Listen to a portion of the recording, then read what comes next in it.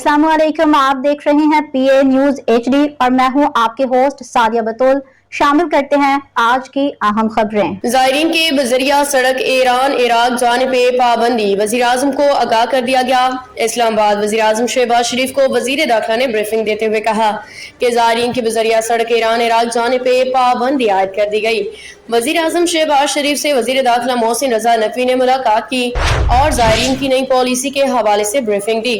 मुलाकात में बलोचिस्तान की अमन अमान की सूरत हाल पे तबादला ख्याल किया गया। उन्होंने वज़ीर हवाबाजी को ज़ायरीन के लिए खसूसी परवाज़ों का इंतज़ाम करने की हिदायत की ताकि ज़ायरीन की तादाद में इजाफे के दौरान इन्हीं सफ़र में किसी किस्म की दुश्वारी का सामना न हो। वज़ीर आज़म ने वज़ीर दाखिला मोहसिन नकवी को गवादर सेफ सिटी मंसूबे पे काम शुरू करने की भी हिदायत की।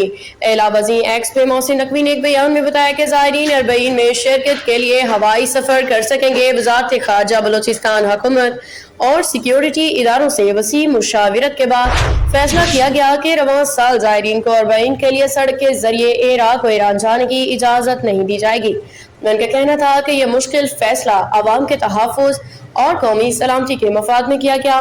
वज़ीर आज़म ने हुक्काम को हिदायत की कि आने वाले दिनों में ज़ायरीन की सहूलत के लिए ज़्यादा से ज़्यादा परवाज़ों का इंतज़ाम किया जाएगा। न्यूज स्टूडियो से अब तक के लिए इतना ही। मज़ीद खबरों और अपडेट्स के लिए देखते रहिए PA न्यूज HD।